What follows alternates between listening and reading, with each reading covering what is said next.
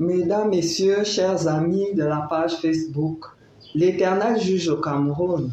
Bienvenue à votre rendez-vous de la connaissance de ce mardi 25 avril 2023 sur le thème Le Royaume des cieux et ses habitants.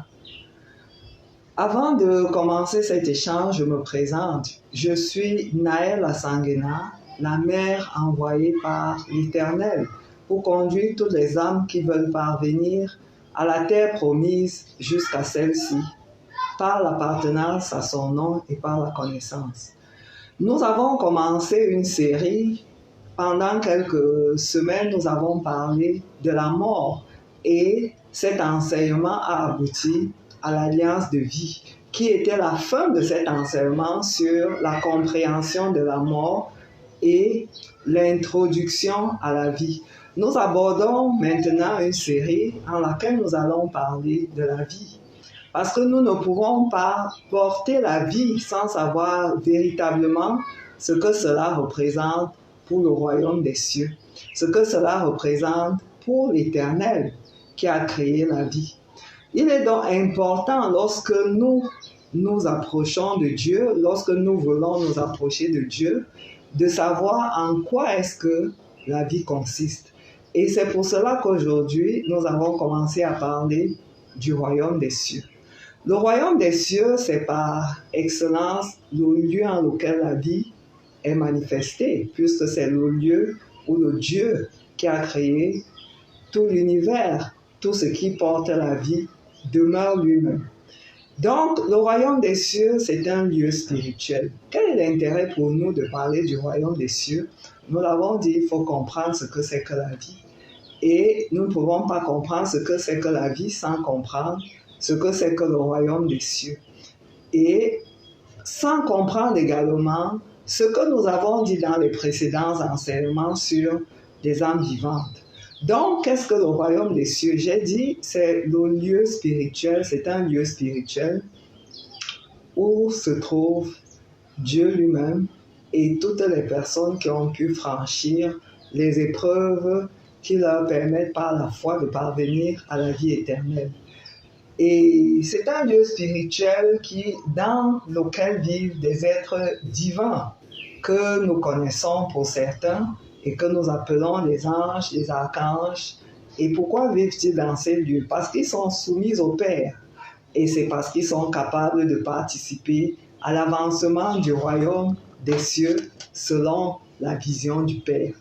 Donc, troisièmement, nous disons le royaume des cieux est également un lieu où habitent les âmes qui ont pu franchir les épreuves de la vie matérielle, où nous nous trouvons pour parvenir dans ces lieux célestes. Mais le Seigneur Jésus a enseigné une chose nouvelle pendant sa marche sur la terre. Ce qu'il a enseigné, ce qu'il a expliqué, c'est que même lorsque nous marchons sur la terre, si nous comprenons la parole en laquelle il a dit « Cherchez d'abord le royaume des cieux et sa justice, le reste vous sera donné par-dessus tout », nous sommes déjà dans le royaume des cieux si nous avons commencé à mettre cette parole en pratique.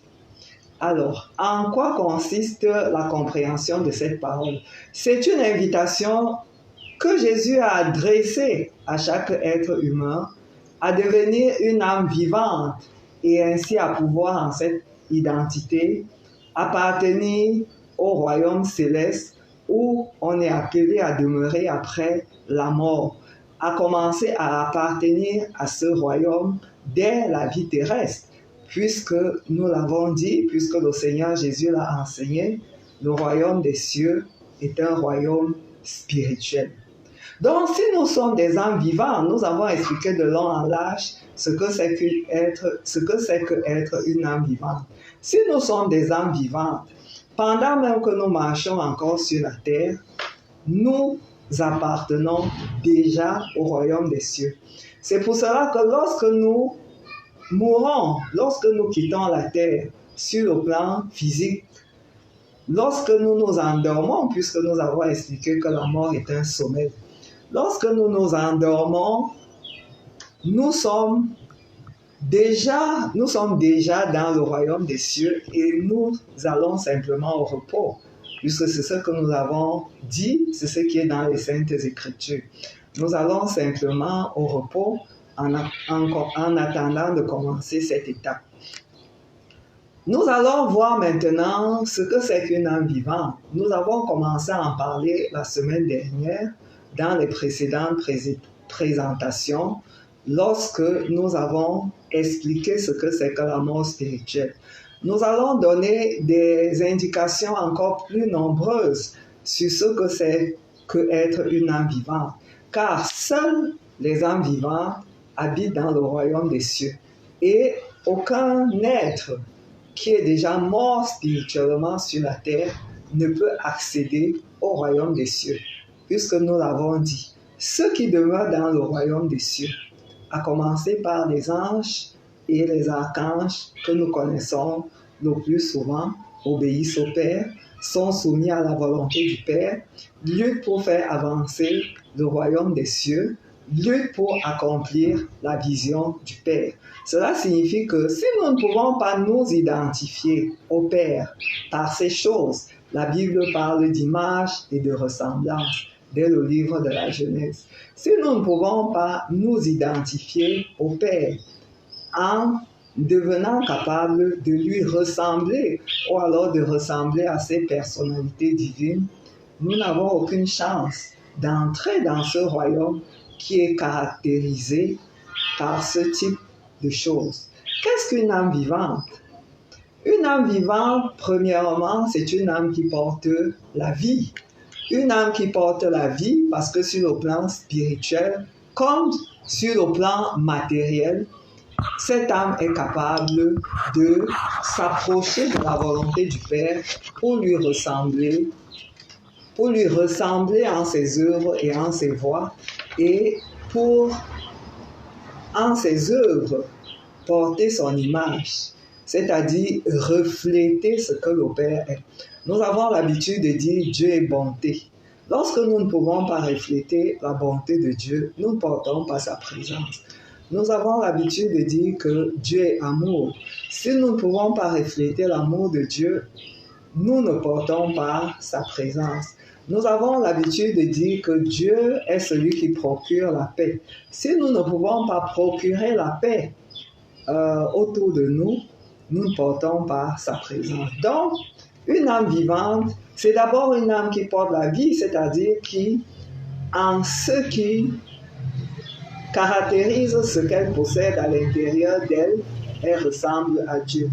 Maintenant, en ce qui concerne ses œuvres, parce que c'est à ce moment-là que, à l'extérieur, on peut percevoir la présence de Dieu. Donc, le reflet, l'image, on peut percevoir l'image de Dieu. Donc, lorsque nous pouvons refléter cela, à ce moment, nous portons la vie. Autre chose. Une âme vivante, c'est une âme qui porte l'alliance de vie et a reçu le sceau de salut. Nous avons enseigné la semaine dernière sur ce que c'est que l'alliance de vie et nous avons dit qu'elle est donnée à toute âme qui ne portait plus la vie, mais qui a pris le chemin du retour à la vie en décidant de se repentir, qui a pris le chemin de retour à la vie en sortant de tout ce qui n'appartenait pas à la vie, qui a reçu donc à cause de cela une semence de vie qui s'appelle une nouvelle semence de vie qui s'appelle alliance de vie et qui est donnée à travers Jésus. Donc, une fois que nous avons l'alliance de vie et que nous sommes sortis du tombeau, c'est-à-dire que nous avons été séparés de ce qui faisait de nous des morts, parce que spirituellement, quelque chose se passe, et c'est cette séparation-là qui s'appelle la résurrection. C'est cette séparation-là qui va permettre que nous puissions recevoir un signe qui s'appelle le sceau de salut. Ce n'est pas un signe physique, c'est bien sûr un signe spirituel. Lorsque nous avons reçu l'alliance de vie, lorsque nous sommes sortis du tombeau par la résurrection, nous recevons un signe qui s'appelle le sceau de vie. Donc, une âme vivante porte l'alliance éternelle et possède le sceau du salut, En ce saut de salut, elle est capable maintenant de commencer à faire le chemin qui va lui permettre de parvenir à habiter dans le royaume des cieux. Une âme vivante est une âme qui progresse par cette alliance de vie en la possession des 7 esprits de Dieu. Parce que lorsque Dieu, celui qui a créé toute vie, se donne aux êtres humains, afin que ces êtres humains puissent lui ressembler, il a prévu que ces êtres humains puissent porter 7 de ces esprits qui permettraient que Dieu dise que ces hommes ou que ces femmes sont à sa ressemblance. Les 7 esprits que la Bible nomme d'ailleurs dans l'Ancien Testament, lorsque dans le livre de Zacharie, on parle des 7 chandeliers, et davantage encore dans le livre de l'Apocalypse, ces 7 esprits sont l'esprit d'obéissance. C'est pour cela que je ne cesse de vous rappeler, de vous dire que sans obéissance, d'ailleurs Jésus l'a dit dans le livre de l'Apocalypse, il est impossible de plaire à Dieu. Donc, le premier esprit en lequel nous portons la présence de Dieu, c'est l'obéissance. Le second esprit, c'est la vérité. Le troisième esprit, c'est la fidélité. La vérité, en réalité, c'est la connaissance des lois du royaume des cieux et la compréhension de ces lois. Parce que lorsque nous disons, par exemple, que le sommeil est la mort est un sommeil, c'est une loi spirituelle qui a été établie par Dieu pour que tout être humain, lorsqu'il finit son parcours terrestre et ferme les yeux, s'il a obéi, se repose pendant un moment. C'est une loi spirituelle et elle est vérité parce qu'elle ne peut pas être changée et que chacun a intérêt à connaître cette loi. Donc la deuxième loi qui caractérise l'être humain qui porte la présence de Dieu, c'est l'esprit de vérité, la connaissance des lois de la création. La troisième loi, le troisième esprit, c'est l'esprit de fidélité. Chaque être humain est appelé en sa marche sur la terre à être fidèle à la volonté de Dieu. Le quatrième esprit, c'est l'esprit de sagesse. Nous devons grandir en vigilance, nous devons grandir en attention, nous devons grandir en tout ce qui nous permet de reconnaître la présence de Dieu sur notre chemin. Et à ce moment-là, quand bien même nous serons tentés par le diable qui prendrait l'aspect des anges, nous serons capables de reconnaître que cela ne vient pas de Dieu. C'est cela la sagesse. Donc, par la sagesse, la Bible dit d'ailleurs que Dieu a créé le monde par la sagesse. Lorsque nous grandissons en cet esprit, nous devenons capables de participer à l'avancement du royaume des cieux, à faire les œuvres de la volonté de notre Père et à nous laisser conduire, non plus par la chair, mais par l'esprit. Donc, l'esprit de sagesse est le quatrième esprit en lequel chacun est appelé à grandir. Le cinquième esprit, c'est l'esprit de justice. L'esprit de droiture, la Bible parle de droiture que nous connaissons dans le monde comme esprit de justice. Aujourd'hui, nous avons tendance à croire que nous sommes justes ou nous sommes droits parce que les autres le croient. Mais la Bible dit que c'est Dieu qui sonde les cœurs et les reins. Nous pouvons tromper nos frères, mais nous ne pouvons pas tromper Dieu. L'homme juste aux yeux de Dieu, l'homme qui pratique la justice, c'est celui qui fait la volonté du Père. Cela veut dire que même s'il est en situation de voler, il ne volera pas parce que Dieu interdit le vol. Même s'il est en situation de pratiquer l'injustice, il ne la pratiquera pas. Même s'il est en situation de force, en position d'écraser son prochain, il ne le fera pas. Parce que Dieu nous appelle à avoir de la compassion pour nos semblables. Donc, c'est ça l'esprit de justice. Si nous ne sommes pas capables de porter cet esprit, nous ne portons pas le cinquième esprit que Dieu nous appelle à porter. Le sixième esprit, c'est l'esprit de lumière. La Bible parle abondamment de la lumière. Et d'ailleurs, Jésus dit, en s'adressant aux hommes, vous êtes la lumière du monde. Cela veut dire que, en les œuvres que nous accomplissons, nous devons être le reflet de Dieu. En les œuvres que nous accomplissons, nous devons amener la vie à se renouveler et à se multiplier. Par exemple, les œuvres que nous avons, si elles amènent la tristesse, nous n'amenons pas la vie. Si elles amènent la colère, nous n'amenons pas la vie. Si elles amènent la division, nous n'amenons pas la vie. Et ainsi de suite. Toutes ces choses que nous rattachons au Père, à partir du moment où nous-mêmes nous commençons à les accomplir, nous portons la lumière. Toutes les choses que le Père interdit, si nous persistons à les accomplir, nous portons par contre les ténèbres. Donc, le sixième esprit pour lequel chaque être humain doit lutter afin d'être une âme vivante, c'est l'esprit de lumière. Et le septième esprit, c'est l'esprit de miséricorde. Si nous ne sommes pas capables de pardonner à nos frères, nous ne pouvons pas exercer la miséricorde de Dieu, sans laquelle le royaume de Dieu ne peut pas s'agrandir, sans laquelle nous ne pouvons pas porter nos frères qui sont faibles, qui ne comprennent pas la marche du royaume des cieux et dont l'âme est détruite par le diable.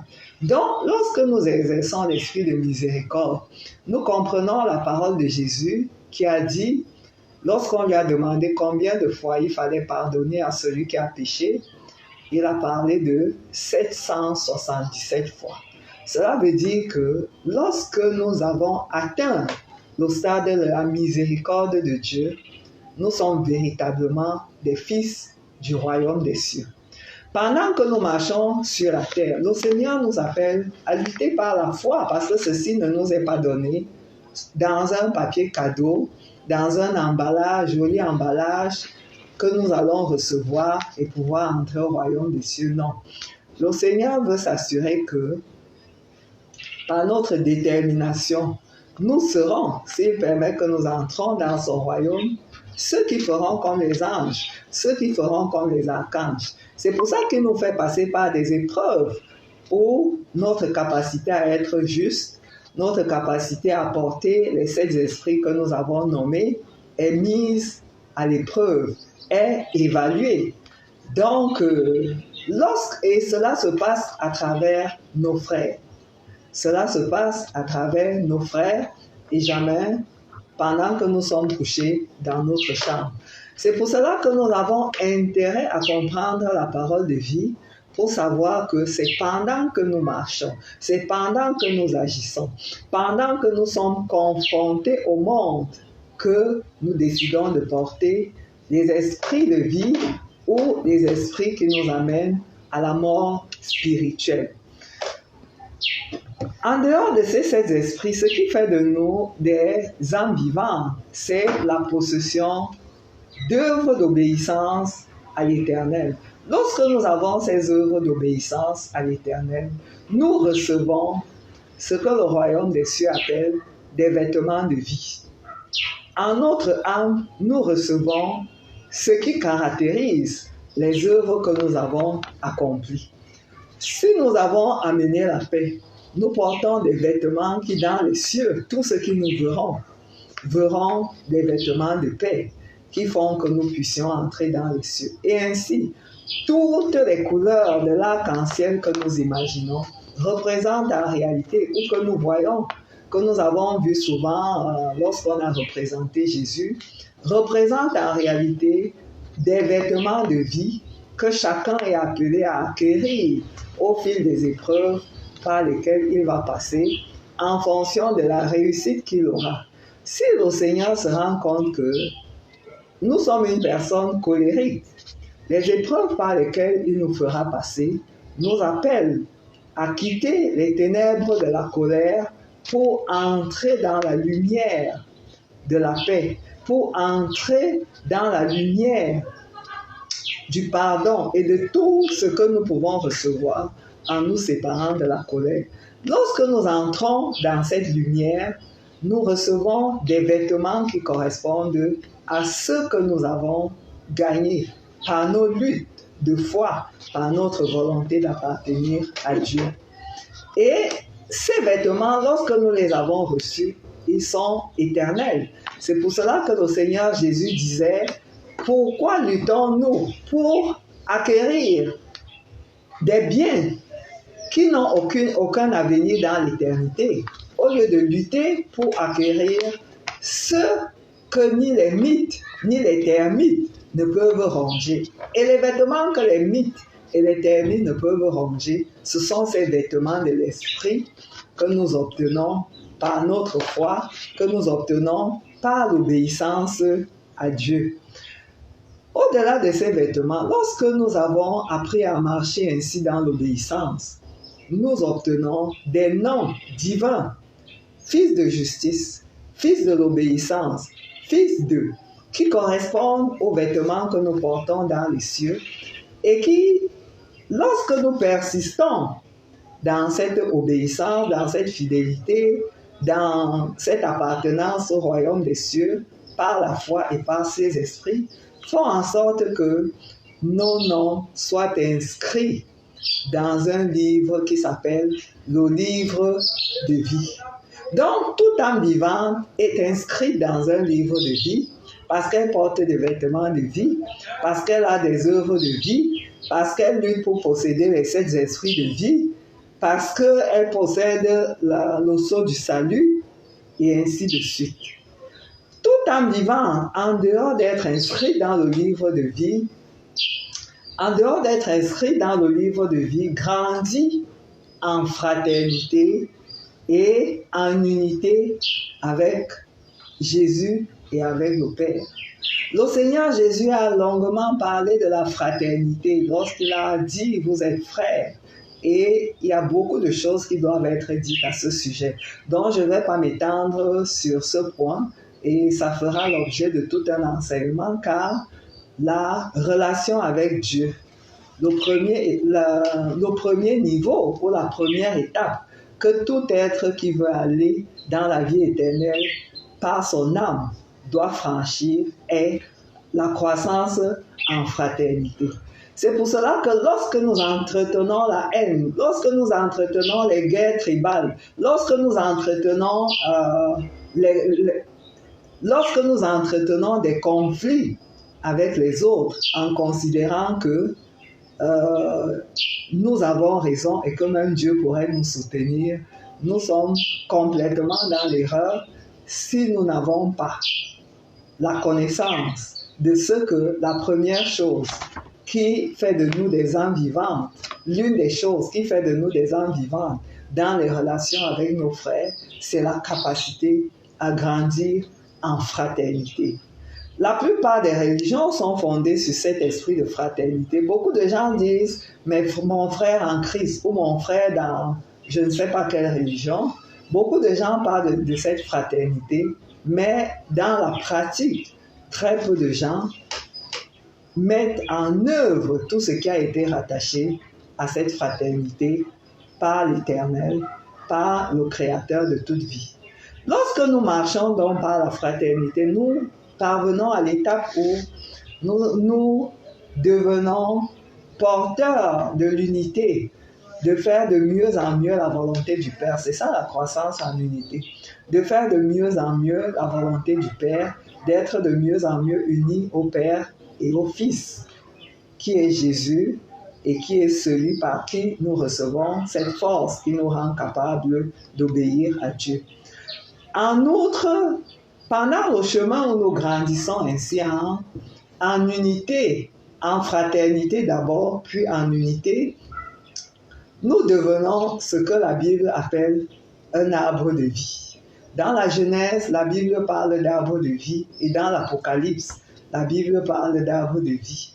Et nous avons dit que Dieu, lorsqu'il se donne à ses enfants, lorsqu'il vient habiter dans les cœurs, lorsqu'il vient pour conduire chacun sur le chemin de la vie, se donne sous la forme d'une semence. C'est pour ça que l'alliance de vie est une semence. C'est pour ça que la bénédiction est une semence qui doit pousser dans nos cœurs par la foi jusqu'à devenir un arbre qui va produire des fruits de vie. Si donc nous portons en nous, si en nous nous sommes devenus parce que nous marchons en tout ce que nous avons dit précédemment, nous sommes devenus à l'image du Père, alors nous portons l'arbre de la vie. Nous sommes arbre de vie et nous appartenons pendant notre marche sur la terre au royaume des cieux. Et à partir de ce moment, ce que le Seigneur Jésus avait dit est accompli en nous. Nous devenons la lumière du monde, nous devenons le sel de la vie. Nous allons revenir sur ces différentes notions pour expliquer davantage ce que c'est que la vie. Mais à partir du moment où nous avons commencé à comprendre ce que nous devons rassembler pour appartenir à la vie, pour appartenir au royaume des cieux, dès notre marche terrestre, si nous avons compris que c'est cela que nous devons assembler, après être sortis des tombeaux, de la mort, alors nous sommes sur la bonne voie pour être nous aussi les habitants du royaume des cieux. Que le Seigneur vous bénisse et vous fortifie afin que ceci soit accompli pour vous.